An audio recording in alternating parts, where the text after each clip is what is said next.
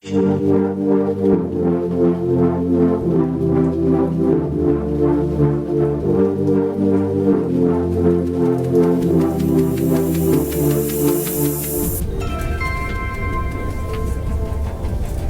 on board Virgin Trains. We'll be travelling to Birmingham New Street. I swear I like your style. Put you in Chanel cause it's just perfect for your smile. Girl, I swear for you I run the world, I'd run the miles. The way you look at me, I think I'm going in. We've made it, guys, and this is our annual visit to the photography show in the NEC Birmingham, and this is also the first year to have a video dedicated show, which is like, you know, side by side next to the photography show, so it'll be quite interesting. I'm super pumped about all this stuff, so hopefully we can find something interesting. Let's go inside.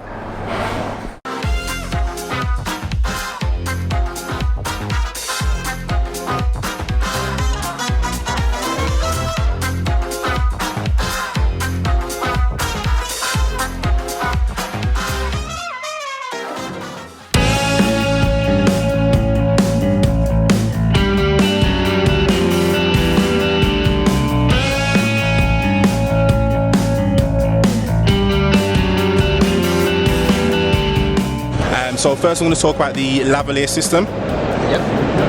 So this is a receiver. So once you've got your transmitter connected up to the camera, you can take your receiver system and then you can take a traditional lavalier and plug it directly into the receiver. I always pronounce it wrong. It's Zhiyun. Okay.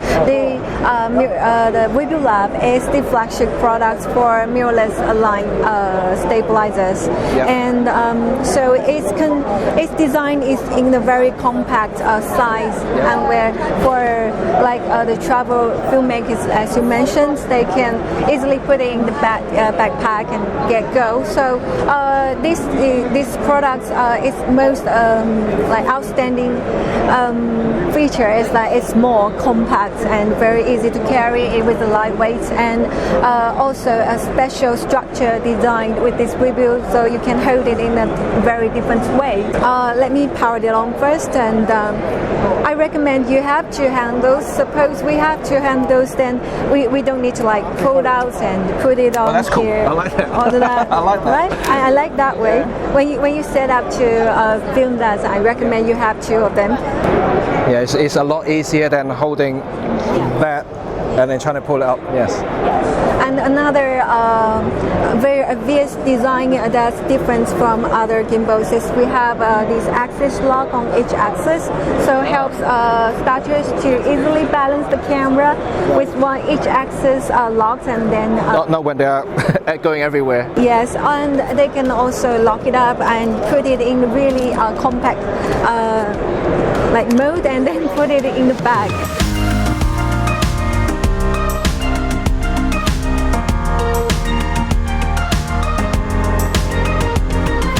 So Samyang have been a lens manufacturer since about 1972-73. Right. A lot of OEM stuff, and the last 15 years they've been producing lenses under their own mount. First of which was an 8mm, and then more recently they've diverged into a lot more of the lens mounts, and of course Micro Four Thirds, very big on the scene now with a lot of social photographers, that sort of thing. That's right. And what we start off with is the very cute little 7.5mm fisheye. This is a very popular lens. Very popular lens. But generally speaking, the majority of the lenses, other than the autofocus, are available as a Micro Four Thirds fit. So, for example, the 12mm, which is another popular lens, can be purchased as Micro Four Thirds, as can, as far as I understand, the 16mm, the 50mm. So, generally speaking, a lot of the lenses can be bought as a Micro Four Thirds. If retailers don't have them, they can be obtained by special order. Oh, right, okay. So you know, it's just one of those things. Samyang Global website is a fantastic source of information. So if anybody out there who wants to research any of the lenses of particular focal length, just go onto that website. Give you a shout. And give us a shout. Absolutely.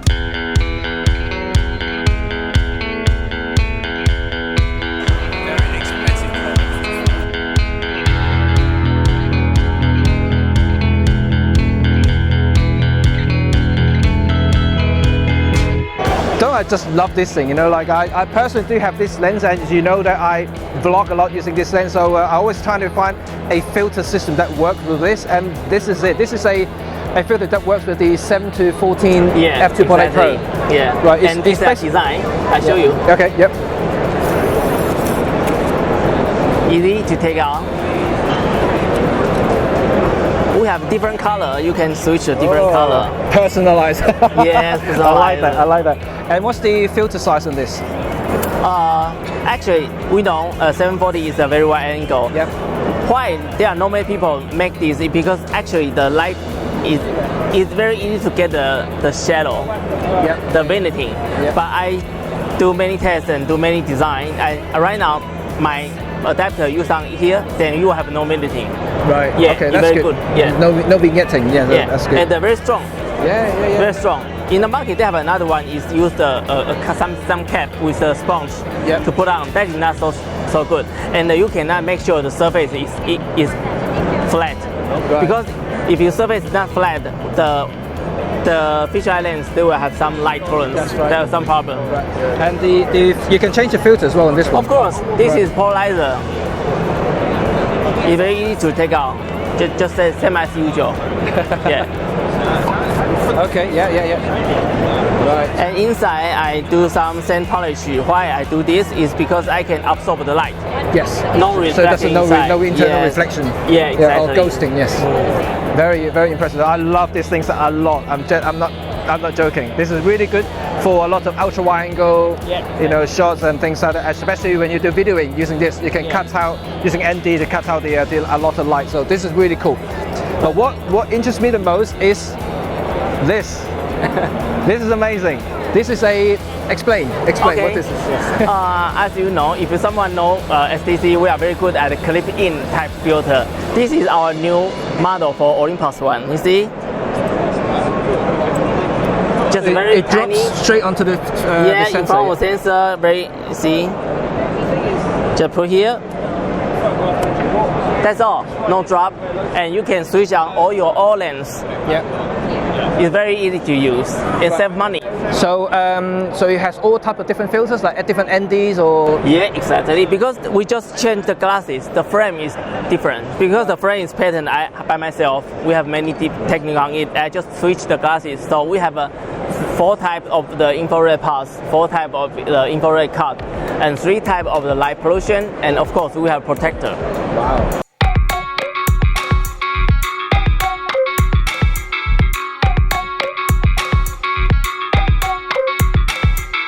Kissing my mama while calling my papa to give me the car keys, 'cause I'm going dancing tonight. Look at him.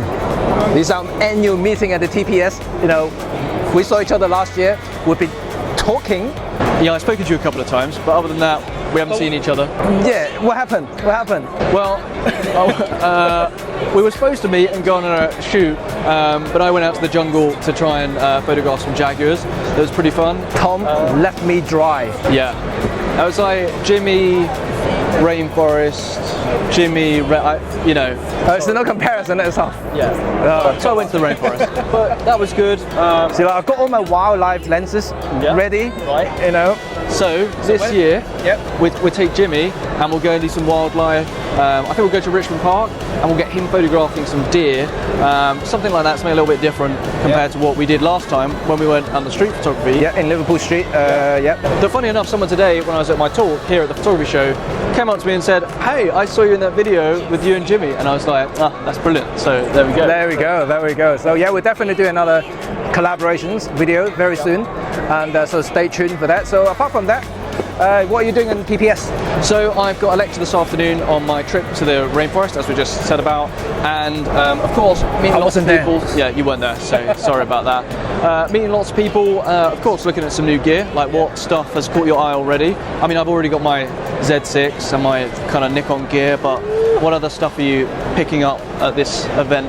Me, well, apart from the general Olympus gears, and there are a few interesting innovations actually. And we'll have to show each other more pictures and do some more videos together. Because I mean, I'll be back in England full time soon, so that'll be good. So you're moving away from your island? Yeah, so I've been in Ireland for a couple of years doing stuff, and so now it's time to come back to the UK. I think I'll be missing those videos now. You'll be like always like I know, going to little trips and everywhere. But now I'll be UK, but also like lots of different places that I'll be going to, so it'll be good. But I'll just make Jimmy jealous all the time when I'm traveling. I know. I always cry when I watch your videos. Like, I'm not there. I'm not there. Well, why? We'll have to come one day. We'll sort something really cool out, and we'll just go on a big like epic adventure together.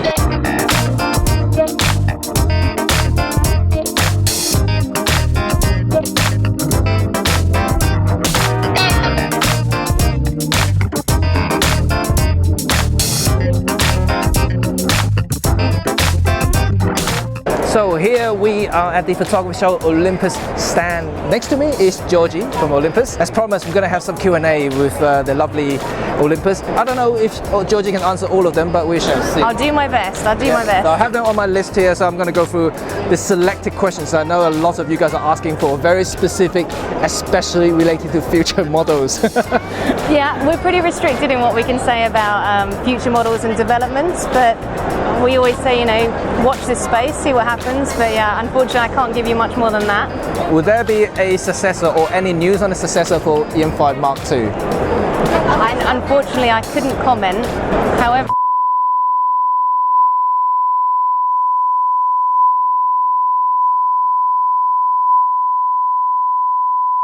you got that, yeah? In video, yeah? Makes sense? Yeah, makes sense? Okay, cool. Right. This one's about new sensor. Are you going to have a new sensor coming out? Another one that's something that's coming out. Again, I really can't comment on developments. One of the things, again, that I can say is that it's great to kind of hear these questions and see this is what people are interested in finding out about. These are potentially specifications that will be enhanced in the future, so we can always feed these things back to the R&D team. So the next one is more general. So you can see Olympus is getting more and more involved in the video side of it. Does it mean that you are definitely having more effort, trying to put more effort into the video world? So again, I can't talk about future developments, but obviously with the EM1X, we've got the Cinema 4K, we've got video capabilities that we're kind of shouting about a little bit more. One of the things that I'd also say is here at TPS is the first year that we've got our audio chap on the stand with us, a guy called Ben, and he looks after our audio products, and he's talking about using the audio when producing the video. So I think one of those solutions where you've got the audio and the visual in one company does really help, and they work really well together. The portability message is obviously really important for the two as well. And I think also with the image stabilization and the portability, so overall Olympus is a really good video consideration. I think you have one of the most all-rounder solutions, you know, for any filmmakers, to be honest, you know. Yeah. That's why we film everything. Like, I mean, every video in this channel using Olympus gears, you know. Looks good too. Yeah, it's yeah. Nice. Another question, what's the next big thing from Olympus? Wait and see. Wait and see. No, obviously we launched the EM1X in January this year, and that's been fantastic. There was a developmental announcement at that time. Yep. And obviously we saw the big lens there. And there's the big lens sitting over there, yeah, which is going to be really exciting, I think. I'm really looking forward to seeing what some photographers can achieve with that. Yeah. It's a big year for Olympus. It's 100 years, obviously, of the brand, so we're looking forward to celebrating a lot. Happy birthday. Thank you. Yeah, we're looking forward to a really good year. Cool. I think a lot of people are quite keen since the EM1X announced. They're quite keen to learn about a little bit about more the new AI AF, you know, or deep learning, whatever you call it. And so at the moment you have 3 profiles. I think there are obviously reports saying that you're going to introduce more profiles in the future through firmware updates. We can't say what they might be for, but obviously we've got the cars and the planes and trains, but one of the things you also see, so with the cars, obviously we use Formula 1 cars as an example quite a lot, but you'll see with helmets and things. And it recognises it, isn't it? Yeah. Absolutely, yeah. So and it's a continuous tracking, so you can get some really great shots using this feature, and there will be some advances in it, and there'll be some probably firmware updates, but at this point we don't know what what area. Of course, yes, but it's very interesting technology. I think like so many people are really trying to learn more about it. You know, like see how they can apply to their photography. constantly moving. And this thing, there's a lot of features that Olympus will support photography on. So things like the Pro Capture, again, fast moving, picking those moments out.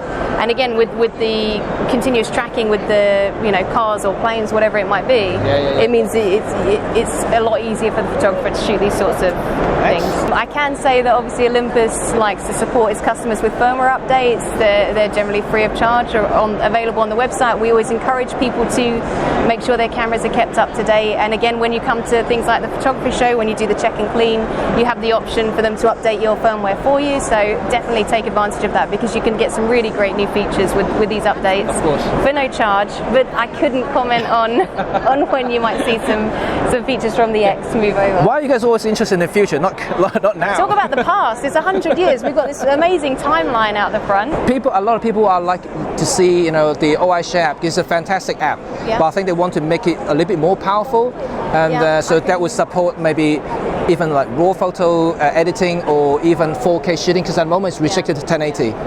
Noticed that. I think it's really good to have this feedback, and this is something that we can pass on to the R&D team, and hopefully this is something that we can see will come in the future. And I think this comment basically comes from when people are starting to get upgrade to EM1 Mark II, and then especially now with the 1X, it's such a powerful camera, and I think that they need something, the app, having more powerful the app support. I agree completely, and hopefully it's something that we'll see. That's cool. Well, listen to that. Stay tuned. We will feed it back. Thank you for your comments on that one. Okay, there is report suggesting the Mr. Penf is walking away. Yeah. And I have seen these rumours. It's another one we can't really comment on at this time. Personally, I love the Pen F. I love all the pen cameras, and throughout history as well. There's some great pen cameras out there, but it's something that we can't comment on at the moment. Again, we're going to have to wait and see what happens. But Olympus are dedicated to our photography business. We're dedicated to mirrorless technology, micro four thirds technology. So you won't see us kind of move into full frame or anything like that. We're kind of sticking with the mirrorless technology. But on the pen, I can't comment at the moment. I'm afraid. I'm sorry. You got some of the best lenses around, so that's for sure. They're really nice cameras. If I would just be buying them, just regardless, because they're really nice bits of kit. So cameras, it's my personal favourite. I just admire the look of the Pen F. It's just stunning, gorgeous. Right? Stunning, it is gorgeous. And last question, My Menu. Yep. Everyone loves the My Menu option on the 1X. Yep. So much easier. So much easier. Yeah, easy to. And again, people are thinking, they want to see it on the Mark II. I see where we're going with this. Okay, another one that I will definitely feed back. But no promises. No promises. Potentially doable, for you've got a lot of customizable settings on the Mark II, which is possible with the different buttons and things like that. But My Menu, I agree, is really easy and more intuitive to use. Especially for a feature pack camera like EM1 Mark II, you've got so many features. It would be a great thing to add. Yeah, it's just like shortcuts, so people just click on it and go through the stuff that they most often use. Yeah, cool. No, so it's a good one. We'll feed it back for sure. Well, thank you guys for all these lovely questions. So I think that's all. But before we go, I want to show you guys about their 100th year celebration. And this is, Georgina, talk a little bit about this. So this is our special edition of the Birmingham bag, and you can see it's got the 100-year logo, you can see, and it's one to keep. When we've got things like the timeline and we talk about the 100 years with customers, and some of them have got some amazing stories and things handed down through generations. I love things like this because it's limited, it's special, and it's saying thank you to our customers, really. So definitely. Well, my bank account is ready. Well, the next thing is, of course, this. Yes, the special EM1 Mark II Silver Edition. Yeah, this is definitely... Again, very limited. So we're really celebrating the 100 years with some really special products available to the customers. Definitely big celebrations. I do like the silver version because you're kind of missing it since the Mark II allowance, which is, 2.5 years ago? Yeah. And I think everyone kind of missed the silver because you had it on the Mark I. It's true. No, it's true. It's valid, and I think it's still a really great, relevant camera for now. It sits alongside the EM1X. It's a professional offering, and obviously it depends on what the user's looking for as to which model they go for. But having it available in the silver and having that again as a limited availability, it's something special that you can keep Jimmy's gonna, I think, never let me have this one. But yeah, no, it's a great camera. So thank you, Georgie. No problem. Yes. Thank you, guys. And happy 100th year again. Sorry I can answer everything as much as I'm sure you guys would want, but well, that's okay. We have enough information, I guess. thank you. Yeah, and if you have any other comments that you want us to feed back to the R&D team or our European colleagues or whoever, let us know, and I'll be happy to feed those back. Drop a comment down in the description, and then we will pass the message on.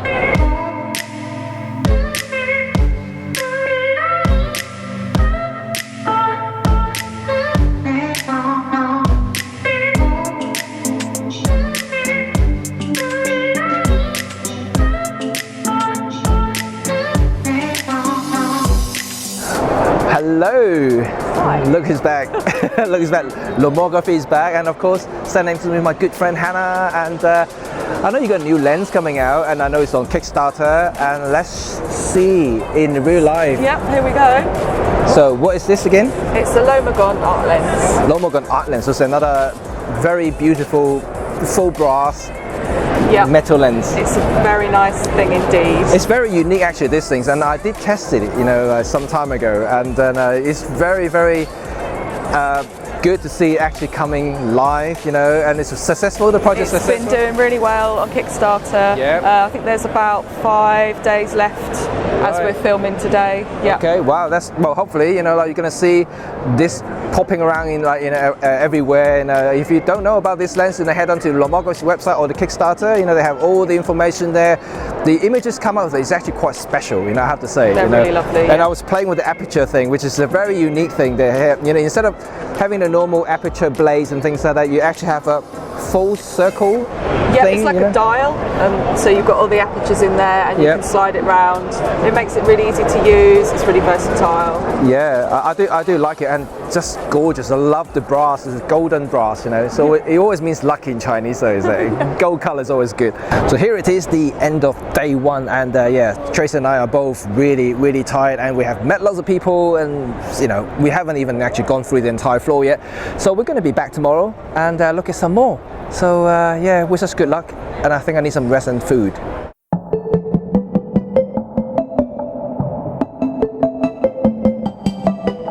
Day two, and look at how light I am today, and I'm not carrying anything heavy because the purpose today is to maybe see a couple of people and shopping.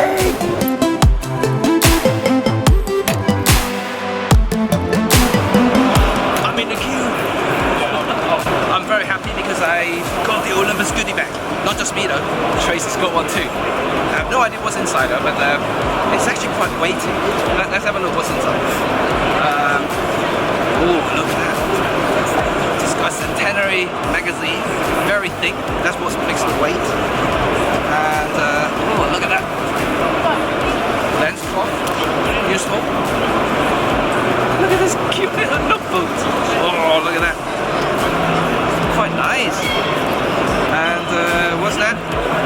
Well, of course, they have to throw in a catalogue for the latest flagship cameras, the EM1X and the EM1 Mark II. What else? Right, here we go. Also a centenary t-shirt with the Olympus and 100 years of the bag. And what else there? And a centenary cap. That's cool. Well, that's pretty much. Yeah, very generous of them. I like that.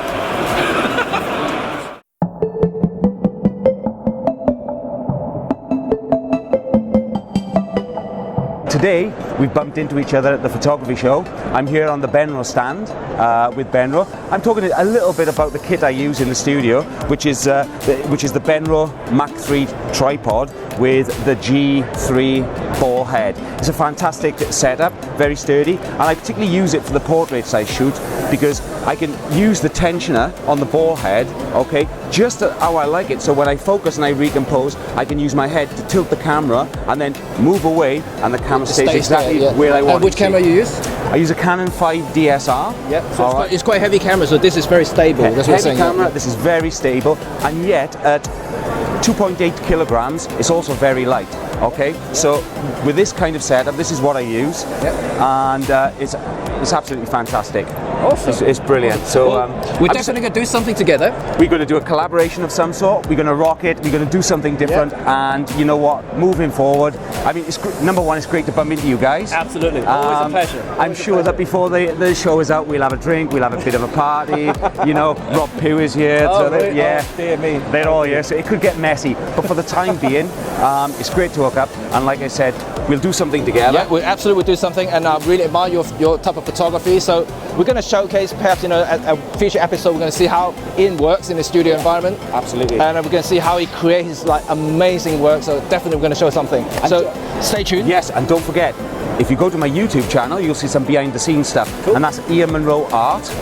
Go on that, and don't forget, I'm using Jimmy's techniques. Don't forget to subscribe if you like it. Why not? Yes, and for those who follow Ian, subscribe our channel as well. You know, that'd be cool. Brilliant. Thank Great you. to see you. All the best. You take care.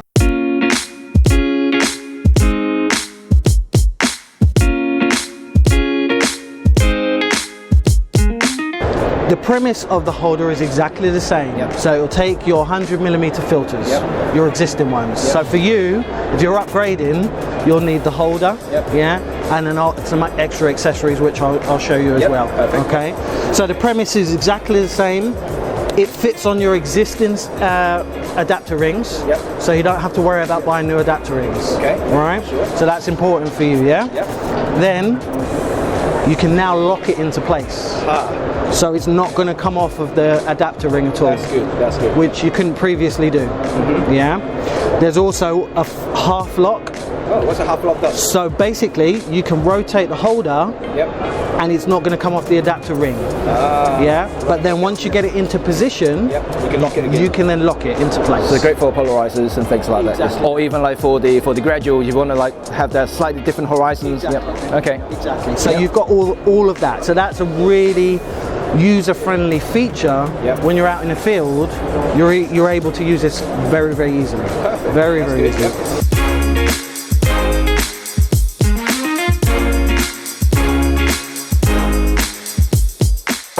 So here it is, we got Max from Intrepid Camera, and they have some very, very special thing that really caught my eye, so I have to stop here and speak to Max. And he's the founder of the company? Yeah, that's right, And I'm one of the you know, like, advocate about film photography, you know, like I'm one of the Lomography amigos, so I do a lot of analog stuff. As you can see from my channel, and we do have a couple of episodes about film. I know you guys actually want to learn a little bit more about film as well, and we have a perfect example of truly amazing large format film cameras. And tell us a little bit about this. Sure, so this is our 8x10 Mark II. 8x10? Oh, yes. So it shoots massive sheets of film. Well, let's turn around and see how big the negative is. So the negative's the same size as this piece of glass, pretty much. Shoots massive sheets This of is my film. hand, by the way, you can see how big that is. Okay. The film is the exact same stuff that you get in rolls, the 35mm and 120, just sheets of it. And because you've got this huge sheet of film, you get an unbelievable clarity and depth and the quality. You can blow the images up from these cameras just to cover the side of buildings. Absolutely, All the detail you need is there. It's a really sort of slow and manual and rewarding way of taking pictures as well, which is great fun. This is like, in the old days I've been like this. So this is just 2.1 kilos and our 4x5 is 1.1 kilos. So they're really lightweight. Wow. Yeah, this is definitely something out of interest, and I'm very, very keen. I think that probably you guys would as well. If you drop the comment down below in the description, we'll definitely do something about this. Cool. And if anyone is interested on your channel, we've got a discount code ShootMoreFilm, and they get 10% off on our website. Film. You know, I'm going to put that link as well down in the description.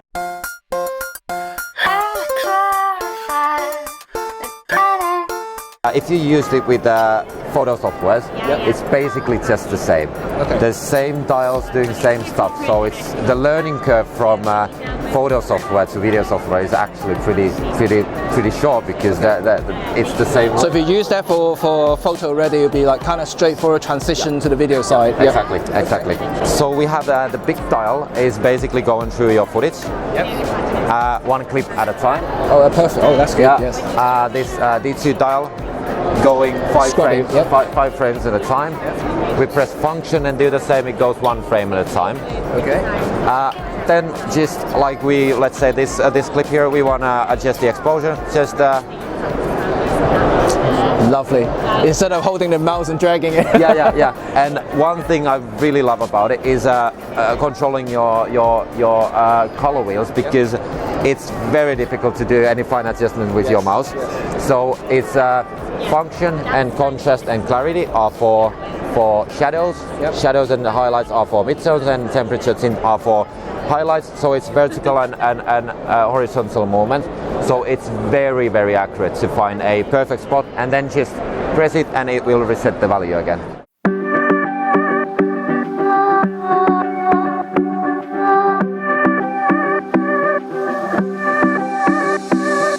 I'm Ken Mitchell, the president of Lensbaby. What makes Lensbaby a little bit different to other lenses? Well, Lensbaby's been around about 15 years. We started actually by taking a lens and putting it inside a vacuum hose and attaching that to a camera, and then being able to twist that hose. And by doing so, you can move the focus point and get distortion. Is it a little bit like a tilt shift lens in a way? Well, it was kind of unique in its time, because it was literally taking, imagine a vacuum hose and attaching just a lens that was bought off of eBay and putting that in, and that was the original Lensbaby. But it really created a different kind of look, where you still have a sharp, area that would be in focus, but then you had a lot of the areas that would be out of focus. And so that kind of was the origins of Lensbaby. But since then, the company's evolved quite a bit. Wow. We have a range of lenses that go from kind of that adjustable sweet spot lens that we were originally known for to having all different kinds of effects, like you mentioned. Yeah, I can see you have really a lot of different products here at the moment. Yeah, and they're in hot demand, as you can see.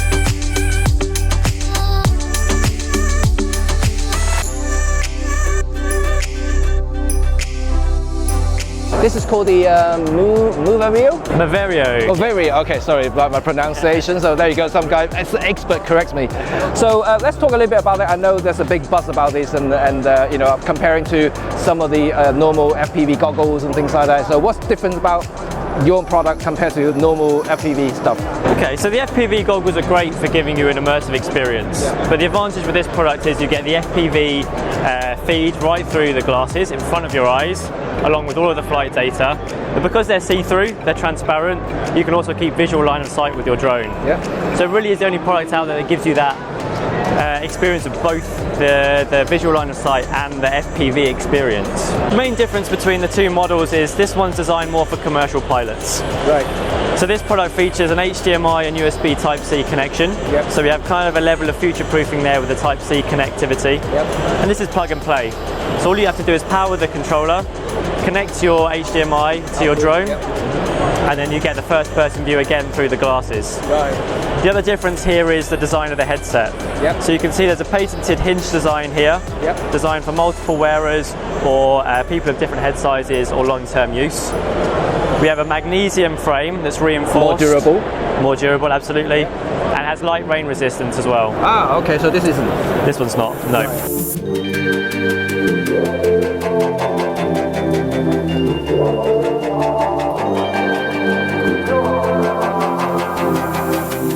Storage should be simple.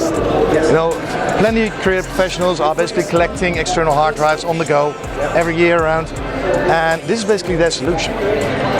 We're bundling all of that storage into one. See, there you go, meant to do that. Now, the nice thing about Drobos is that you don't need a screwdriver.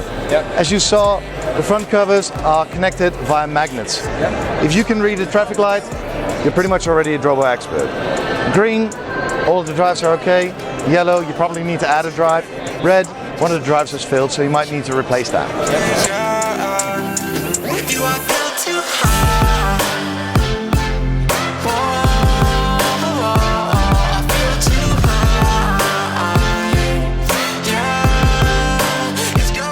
One of the backer for the latest drone, the 4.0. 4.0, Micro 4.0, yeah. Yes, I'm a super fan with micro drones actually, right from the first generations, and so this is pretty cool. So talk us a little bit about the latest generations, and then what's so special about it, and what's so different compared to like 3.0 for instance, and yeah, it's up to you. Yes. So micro drone, we've been building micro drones since 2011, from the 1.0, the 2.0, 3.0, and now in 2019 we're launching the micro drone 4.0, which is our 4th generation drone. So technology has been getting more and more advanced every single year. So that's from the autonomy to the cameras to the technology for powering all of that. We've basically been looking at every single improvement in the electronics industry and how we can actually use that to iterate our micro drone series. So micro drone 3.0 was pretty cool, had a good camera and it was like a fun little drone. But it's fast, it was super fast. It had insane mode, which was like super fast, really quickly. But there's some things which it lacked, which people really wanted in a drone. So that is autonomous flight, so it'll hover on its own, smooth video, which is like buttery smooth, and they want that at an affordable price. So Microdrone 4.0 has got all those three things in the drone. So we've got a really nice, sleek design. It's got a whole bunch of technology. It's got dual antennas, so like patch antennas, which gives you super long range. It's got customizable programmable buttons. Oh, nice. And it's got the gimbal control. So it's got the wheel for controlling the gimbal on the left. So you can do the pans and everything. Yes. Full 90 degrees, so you can get the cinematic shots. So when you're flying forward with the drone, you can angle the camera up really slowly to get that sort of opening Hollywood-style shot. Of the drone, and then you got the like we had on the 3.0, we've got the fast, slow, fast, and insane button. I still have that in this one. Yeah, that was my favourite feature, so we had to keep that.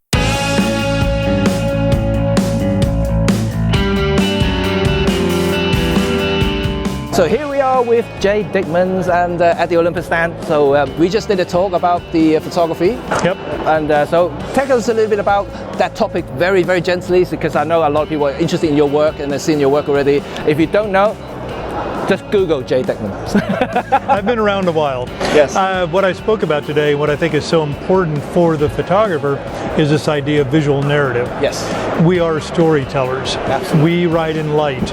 And anytime any photographer goes anywhere and takes 2 or more photographs, they've entered that world of visual narrative. So what I tried to bring forward on this is these 5 components of it, which are create a sense of place, so critical, introduce your cast of characters, get detail, moment drives everything. I love, my heart. That's my thing, moment. Yeah, no, be still my heart. And then close your story. Yes. And by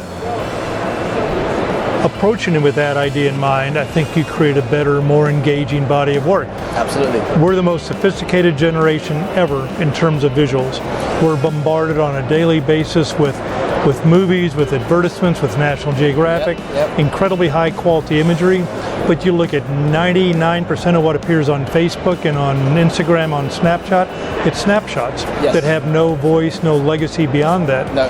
So that's what I'm trying to get information, and it's not rocket science, it's just this idea of if I approach my narrative with this, create a better body. Absolutely, I have the same thing to say to, compared to you, I'm nothing, so, and I do run some workshops for students and things like that, when they want to learn about documentary photography, for instance. I always say to them, like, photograph like you're photographing a storybook. You have to have a beginning and you have an ending, you have to have a climax, you have to tell the story in between, and that's the way you should approach photography. If you want to document something, tell the story, and that's you have to create. You have to create something with substance, something you can tell and be proud of afterward, yes.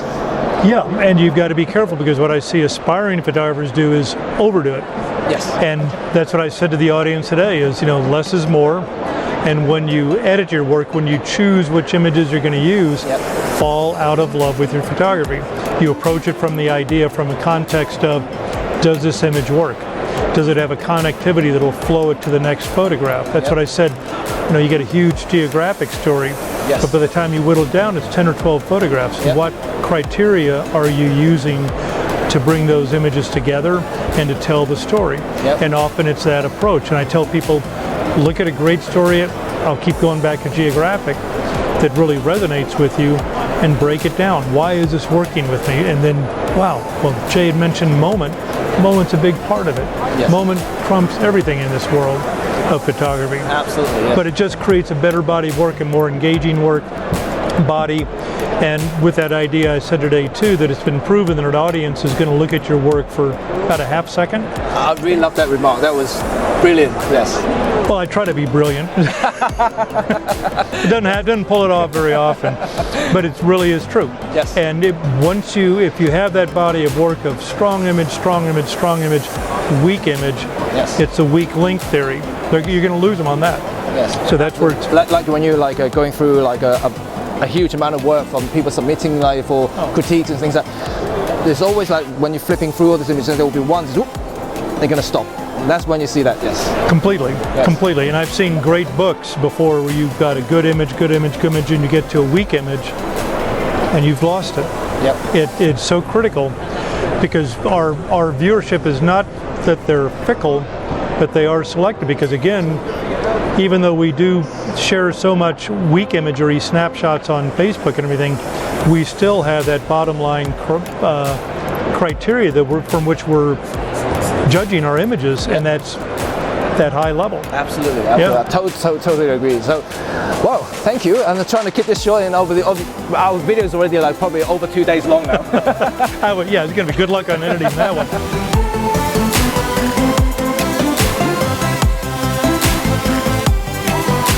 One important thing if you're a professional or amateurs who wants to protect your equipment is to buy insurance, and it's very important. This is coming from our own personal experience as a business professional photographer, as you all know that. Towergate Insurance is actually my insurer, so you know they are here in the photography show. Why not just speak to these guys and see what they can do, and why is it important to have insurance products on your equipment? Well, when you're a professional or even an amateur, because we find that amateur policies normally have more equipment than a professional photographer. That's very true. So you've got like say £10,000 worth of kit, say that it all gets stolen and you aren't insured. Where are you going to get the money from to replace that? To build up your whole life's work up from scratch really, and you can't. Whereas with our policies, we cover you for various forms of theft, damage, accidental loss. We include worldwide cover. Our claims team, they're all in-house, and we try and get things done as smoothly as possible, and the customer always comes first with us. Like I say, you know, you guys are brilliant. You know, I've been with you guys for a few years already, and I'm going to put the website, you know, on our description, so you can check them out, and feel free to get quotation from you guys, and they're very reasonable, I think, and then definitely very professional. So if you want to cover your equipment, feel free to ask these guys, and then see whether they can help you out. Thank you for making this far, and I know it's a very, very long video. It's been a very long 2 days for Tracy and I as well, but we met some very interesting people, and as you can see, some interesting products as well. We know that we'll do some of the reviews as well. But yes, this is the end. We are very exhausting, and yeah, we're gonna go and rest and see you next time. Bye.